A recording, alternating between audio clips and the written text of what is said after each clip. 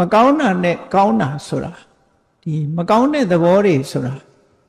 မပယ်လှန်မှုမတွန်းလှန်မှုဆိုလို့ရှိရင်ဒီပုဂ္ဂိုလ်ဟာဘယ်တော့မှအကောင်းဖြစ်လာမှာမဟုတ်ဘူးဒါကြောင့်မို့အမြဲဆင်ញင်သုံးသပ်ပြီးတော့ကိုယ့်ရဲ့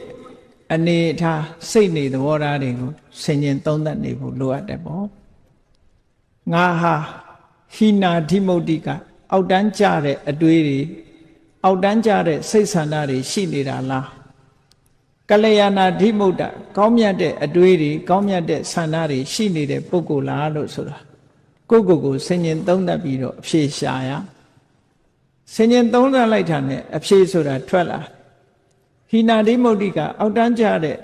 စိတ်ဓာတ်တွေငါမှရှိနေတယ်ဆိုရင်ပြင်ရမယ်ပေါ့ဒီစိတ်ဓာတ်တွေကိုယ်တိုင်မပြင်လို့ရှိရင်တိတဲ့ဘဝမှာမပြင်ရင်လူတွေဟာခောက်ရိုးကျိုးသွားပြီး